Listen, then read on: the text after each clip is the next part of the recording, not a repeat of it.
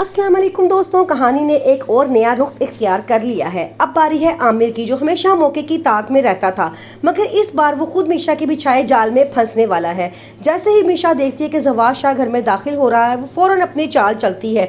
वो आमिर को जानबूझ के कमरे में बुलाती है। आमिर, जो वैसे ही मीशा पर नजर रखे हुए बैठा था, फौरन मौका देकर आ जाता है। वो आते ही अपनी हरकतों पर उतर आता है और मीशा का हाथ पकड़ने की कोशिश करता है, मगर अगले ही लम्हे मीशा जोर जोर से शोर मचाती है, छोड़ो मुझे, बाहर निकलो यहाँ से। ये शोर सीधा जवाद शाह के कान तक पहुंचता है। आमिर का रंग फक हो जाता है, वो फौरन वहां से भाग जाता है। जैसे ही फौजिया को मीशा और आमिर वाले मामले की सच्चाई का पता लगता है, वो गुस्से से लाल पीली हो जाती है।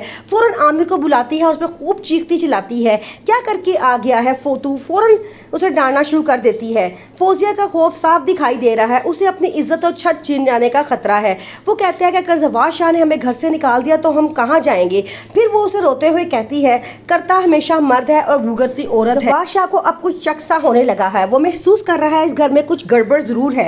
इसलिए वो एक दिन मीशा को अपने कमरे में बुलाता है और नरमी से उससे पूछता है, मीशा, क्या इस घर में तुम्हें कोई तंग तो नहीं कर रहा।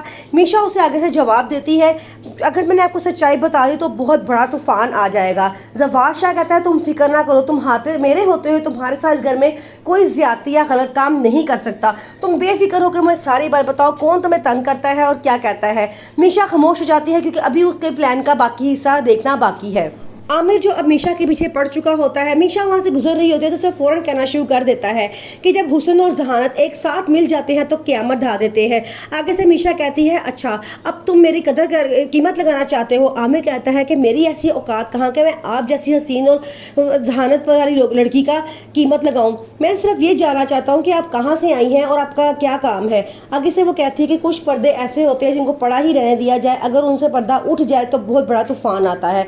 ये कह के वो वहाँ से चली जाती है। जवाद शाह मीशा के लिए एक बहुत प्यारा गिफ्ट लेकर आता है। वो मीशा को देता है, लेकिन मीशा को बिल्कुल भी पसंद नहीं आता, क्योंकि उसे बार बार अपने गुजरे हुए दिन याद आ रहे होते हैं। वो लाइटर से उस गिफ्ट को जला देती है और जवाद शाह से भी कहती है, क्या आप मुझे मेरा औकात याद दिला रहे हैं। जवाद शाह कहता है, ऐसी बात नहीं है, बल्कि मैं आपको आपकी औकात दिखा रहा हूँ कि आपकी औकात कितनी ज़्यादा है, कितनी महंगी चीज़ों की आपकी औकात है।